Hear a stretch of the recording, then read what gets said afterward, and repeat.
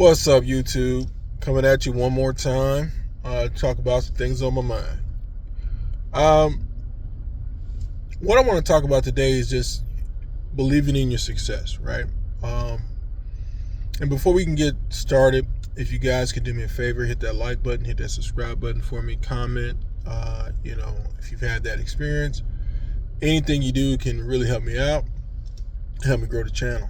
But anyway, I want to talk about believing in your success. A lot of times I talk to people, and when I talk about what's a key to success, right? And I think the first and foremost key is believing that you can be successful, believing that you can succeed, right? So is a man thinketh, right? I said this in a previous video, but I want to reiterate it here because a lot of times people, they talk to you like, what's your secret? How'd you do these things? And I mean, obviously, you have to work at things, but you have to believe that you can succeed, right? If you don't believe that you're going to be successful in an endeavor, right? We're not talking about, it might be hard or, it might be difficult, but if you don't believe you're going to be successful in any endeavor, you're going to fail before you even get started, right?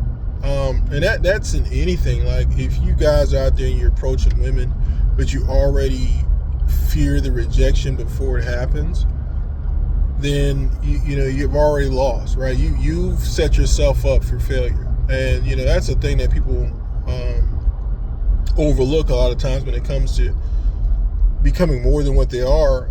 They automatically believe that this isn't gonna work out, things don't ever work out for me, and they have a defeatist attitude, and defeat breeds more defeat, right? Failure brings more failure.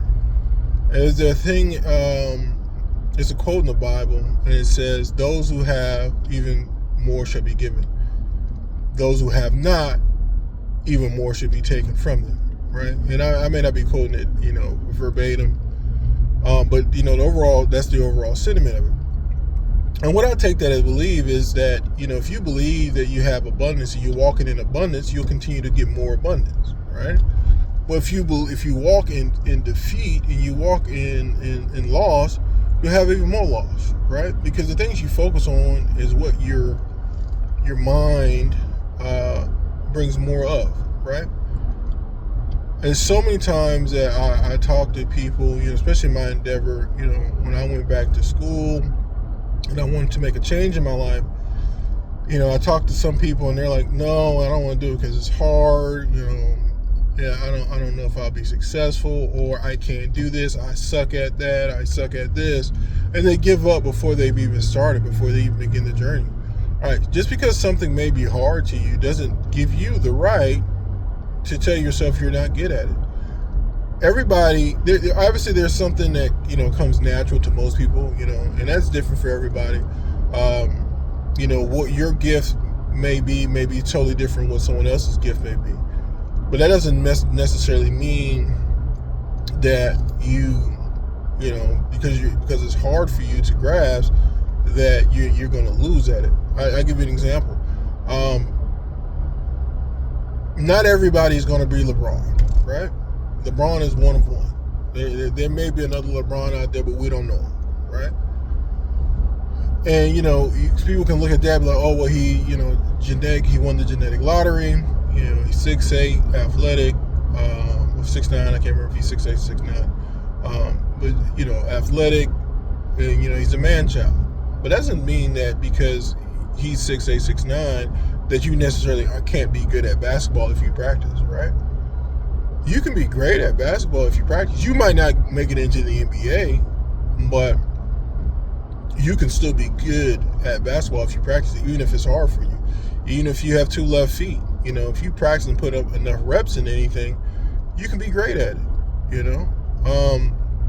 And I bring that point up because somebody will look at somebody like LeBron or, the KDs and they'll automatically give up, be like, well, I'm not 6'11", I'm not 6'9", so I just give up on, basketball in general. Just because they're tall doesn't mean that you can't be great at it. That might not be your bread and butter for how you make your money. So you have to find your gift. But that doesn't mean give up on something that's hard because you're not naturally gifted at it, or it doesn't naturally fall to you, right? And that's with anything. That's with school. That's with a lot of guys. Like I've never really. I ain't gonna say never.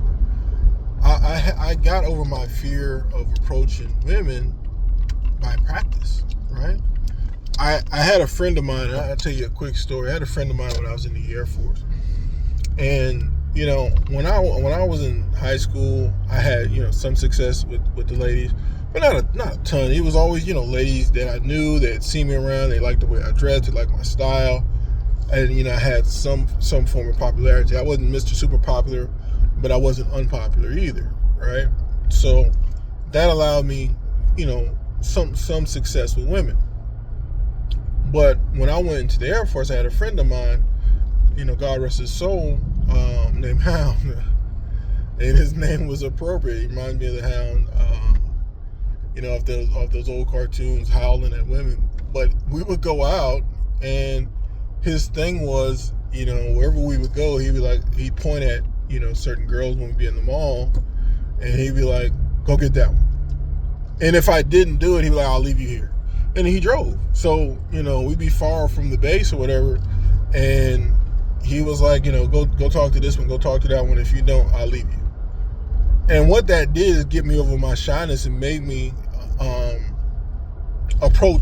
cold approach a lot of different people. And this made me more comfortable with my skin. And that particular, skill set can be applied to different things. Like I was never really fearful when it came to sales, because in those particular environments, I was selling myself, right? And that's really all what sales is really selling yourself. And you got to understand, not everybody is going to buy what you're selling. And that's the same thing when it comes to approaching women. Not everybody's going to be buying what you're selling, and that's okay.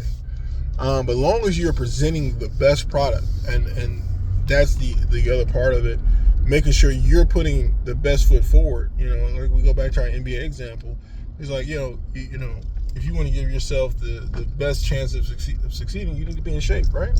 If you're going to be, I'm going to try out for an NBA team, but I'm in the worst shape ever, it doesn't matter how much you practice, you're in terrible shape.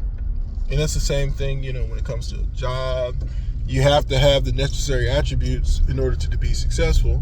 So if I'm, going for a job application, I'm going to give myself the best opportunity to be successful. Meaning I'm going to have the skills and qualifications in order to successfully apply for that job and be a good candidate, right? And how do I do that? By making sure I give myself the best foot forward and believing in myself and saying, hey, I can be, this, that, and the third, because I put in the time, effort, and energy in order to be successful, right?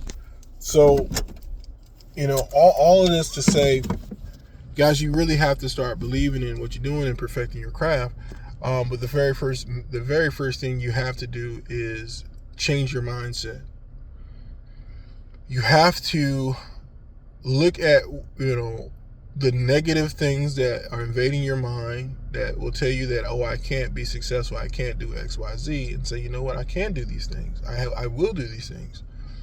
And once you start changing that mindset, you'll find that along that journey that you're going on, things will start to become a little bit easier. They're not going to be, easy overnight, but they'll start to become easy because you believe in yourself. When you're faced with a problem, like, I can do this.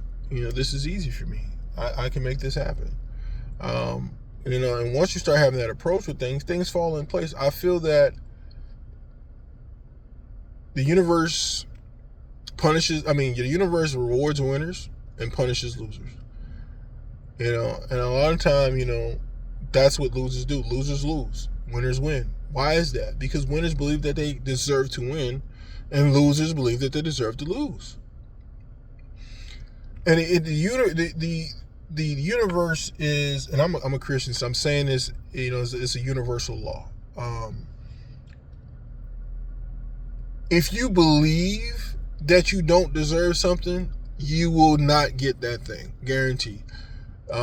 If you believe that you will get something, it may take some time, but you'll get it. It's all about correcting your attitude and making the necessary changes in order to achieve the desires of your heart. All right, and that's another thing, that the Bible teaches us, that God will give you desires of your heart. Right, but if and people say, well, God isn't giving me this, God isn't giving me that. Well, are you truly desiring it? Right.